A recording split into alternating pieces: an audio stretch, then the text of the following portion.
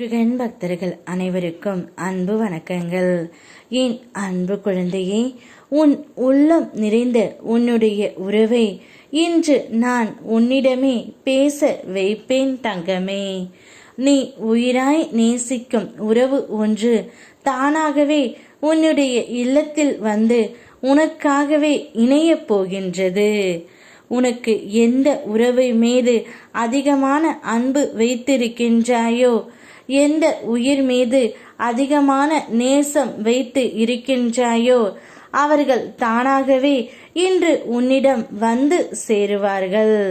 நீ பிரிந்த நபராக இருக்கலாம், நீ பிரிந்த உறவாக இருக்கலாம், எதுவாக இருந்தாலும் சரி, உன் உள்ளம் நிறைந்த அந்த உறவை உன்னிடம் கொண்டு வந்து சேர்த்து நான் பேச வைப்பேன் தங்கமே.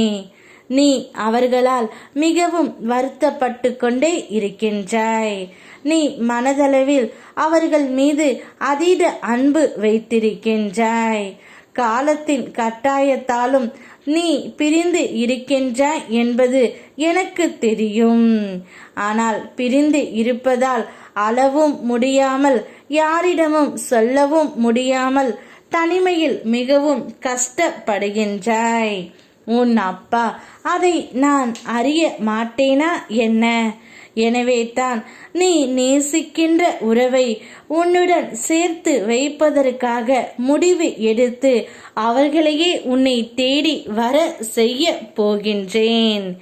என் பக்தர்களை காப்பதற்காகவே என் கைகளை நான் எப்பொழுதும் விரித்தே வைத்திருக்கின்றேன். அவர்களை நோக்கி எந்த விதமான துயரத்தையும் கெடுதலையும் நெருங்க விடமாட்டேன். நான் என் குழந்தைகளை ஏமாற்றவும் விடமாட்டேன். உன்னிடம் உள்ள இறைவன் முருகன் மிக பெரியவன்.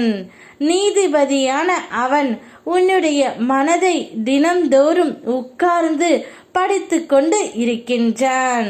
உன்னுடைய மனதை படித்து கொண்ட எனக்கு தெரிந்தது என்னவோ, நீ நேசிக்கும் அந்த உறவை மட்டுமே நினைத்து அனுதினமும் நீ வருந்திக் கொண்டு இருக்கிறாய் என்பது தான். அதனால்தான் உன் துணையையும் உன் மன கவலையையும் நான் தீர்த்து வைக்க போகின்றேன். உன் துணையையே உன்னிடம் வர செய்ய போகின்றேன். நல்லவர்கள் என்றும் தோற்பதில்லை. என்னை நம்பியவர்களை நான் என்றும் கைவிட்டதே இல்லை தங்கமே. கஷ்டத்தை சகிக்க பழகு. எதையும் எளிதில் எதிர்த்து நில். இங்கு எதுவுமே நிரந்தரமில்லை.